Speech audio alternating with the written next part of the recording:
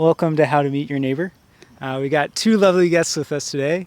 We've got a short episode, so we'll try to make it fast, but do you mind each introducing yourselves? Hi, I'm Adam Nugent, and I live in San Mateo. I'm a landscape architect and former planning commissioner for the city of San Mateo. I'm Jerry Nugent. I'm Adam's father, grandfather to our 5-year-old. We moved to San Mateo in 2019 because the opportunity came up for us to move next door to them. So awesome. I would love to hear, I think something that our audience would be curious about hearing is multi-generational households seem to be relatively rare in the United States versus other parts of the world. Do you guys think that's true? And how did a multi-generational household come about for you all? I would say that it is true. Americans are probably more mobile, at least in the past, than other developed countries. It's just the issue is that there's significant benefits of having family nearby when you have children. Mm-hmm.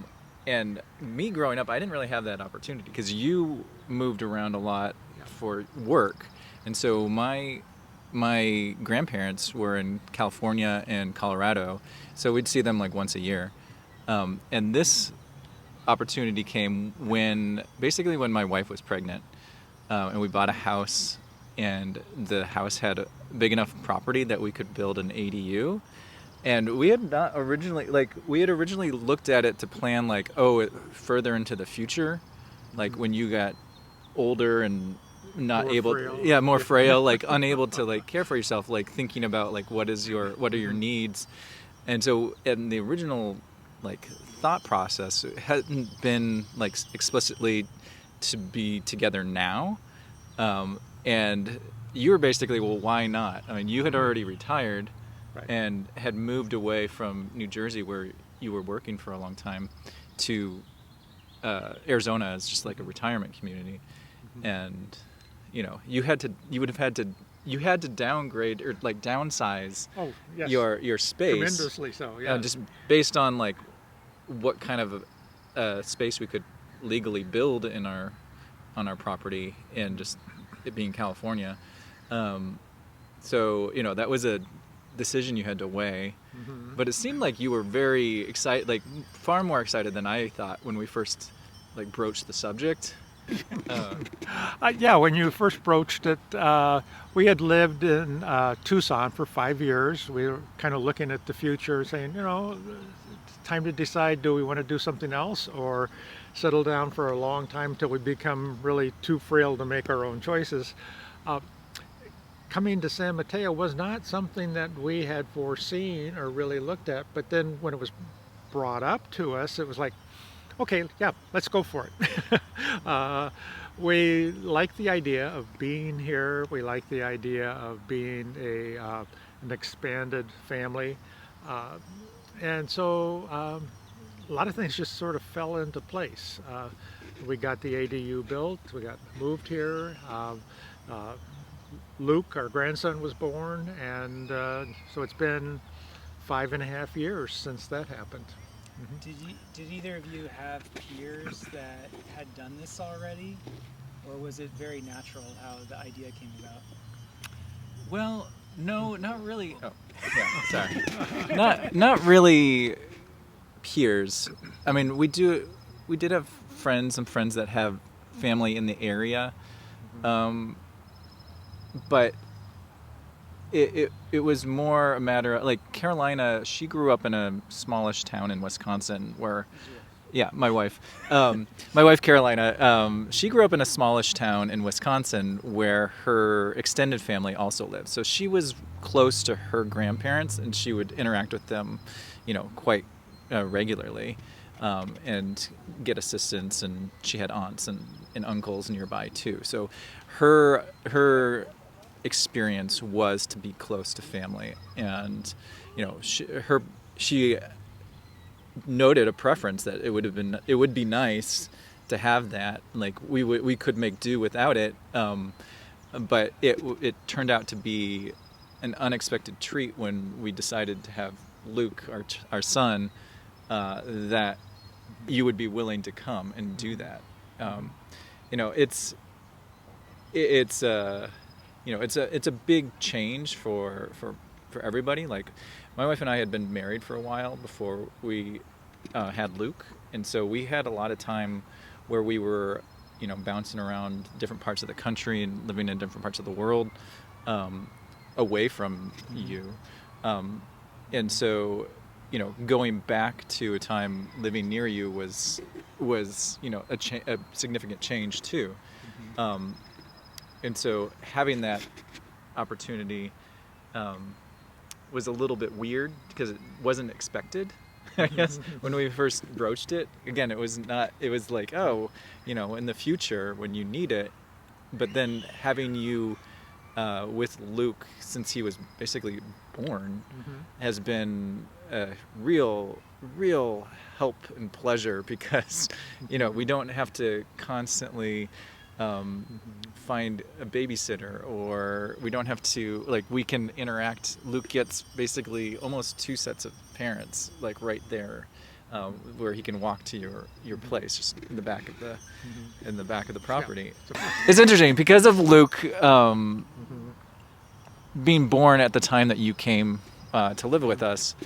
It was, he doesn't know any different, and so, we have other friends that don't have family very close by, and they have to deal with more scheduling and more, it's just more challenging because you don't have that backup, like immediate backup for a lot of things, and the flexibility that having family has. And then also just it's hard to quantify it, but just having you guys around as additional parental units, in a sense, that have done it before, you don't have to worry as much. He turned out okay. So Yeah.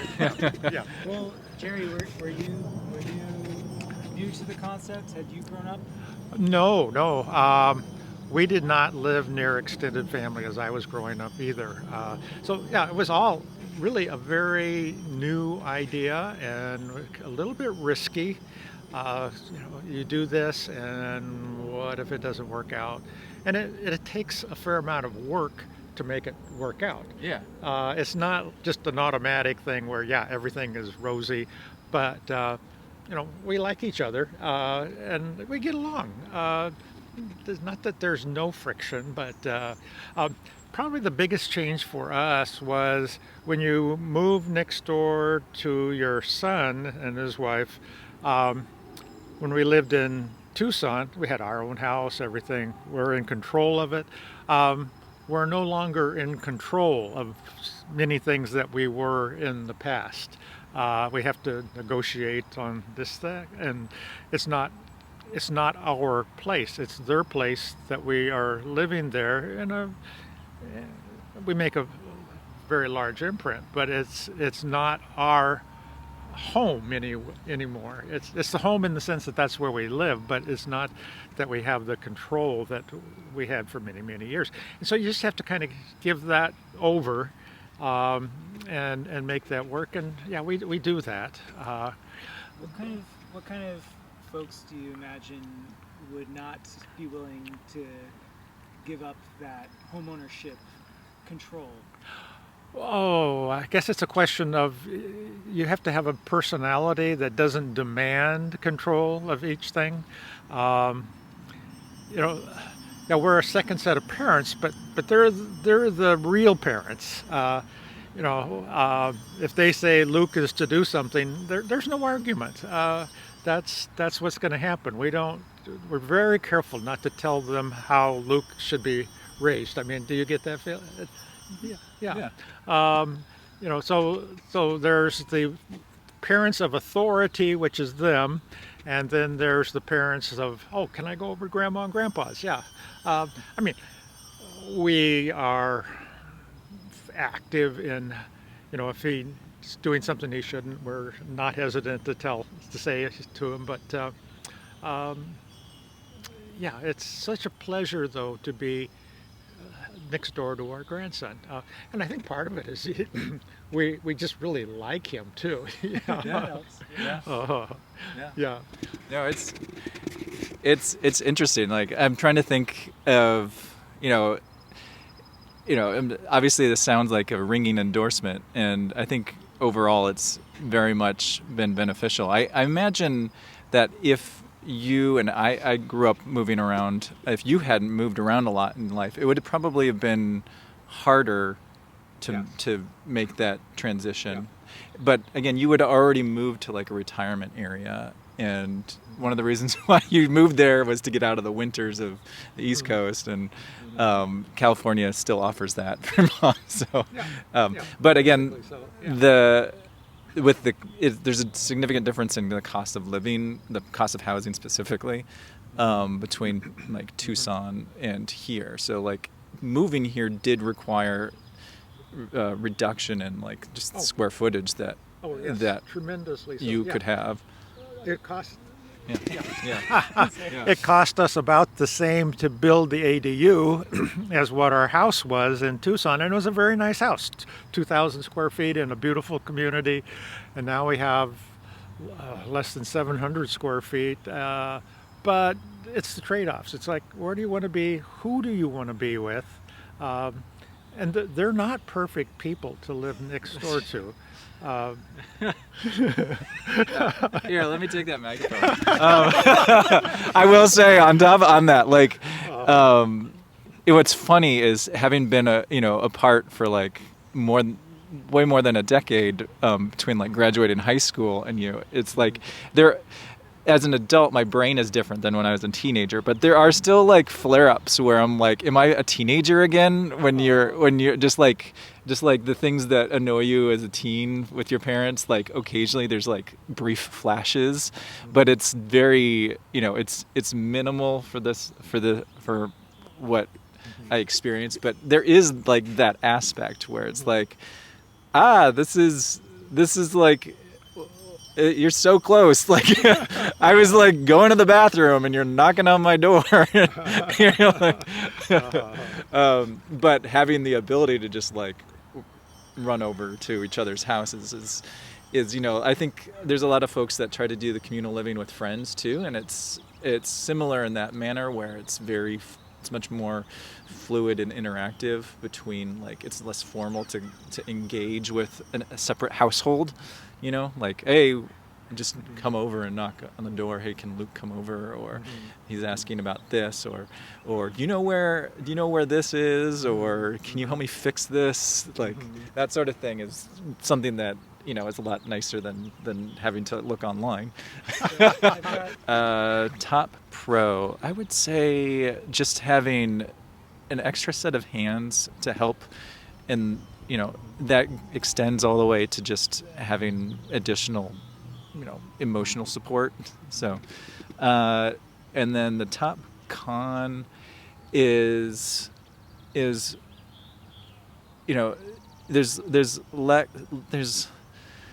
a little bit of less flexibility that you can do on the property, and you have to coordinate things a little bit more when you're living right next door to your family, and you're managing cars and storage of things. So you don't have as much. You have a little bit less control over your space. Yeah. Top pro, top con? Pro is we're family. Family is always important. And to be able to be with family, and like I said, it's not that that's without tensions. To me, that's very important. Cons, I guess it's the loss of autonomy, and you feel a sense of dependency that you're not quite ready for, and however, you have to balance those two out, and you just have to say, is this worth it to us? And the answer might not be the same for everybody, but for us, it is important. And we're getting older, we're getting frailer. My wife Nancy needs much more support now than she used to. So yeah, it is important to us. And then final question is, if you could improve one thing about your neighborhood, it might be super great already, but if you could improve one thing, what would you improve? Improve about our neighborhood. We really like our neighborhood.